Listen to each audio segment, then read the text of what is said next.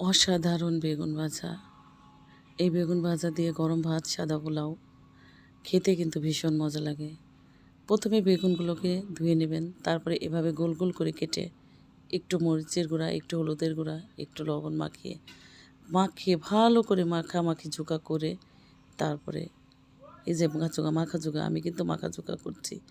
মাখা করার পরে তারপরে কী করবেন, চুলায় একটা গরম তেলে তাওয়া দিবেন। তেল গরম হওয়ার সাথে সাথেই বেগুনগুলোকে দিয়ে দিবেন। একদম সুন্দর মতো বেগুনগুলোকে দিয়ে দিচ্ছি, দেখুন।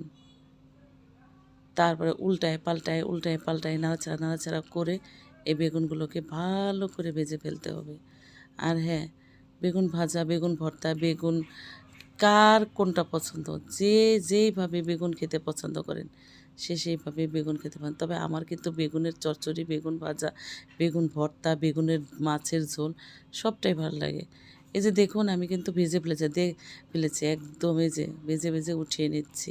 অবশ্য আজকে আমি এর সাথে পেঁয়াজ মরিচ ভাজবো, কারণ পেঁয়াজ মরিচ কিন্তু অনেক মজা লাগে বেগুন ভাজার সাথে।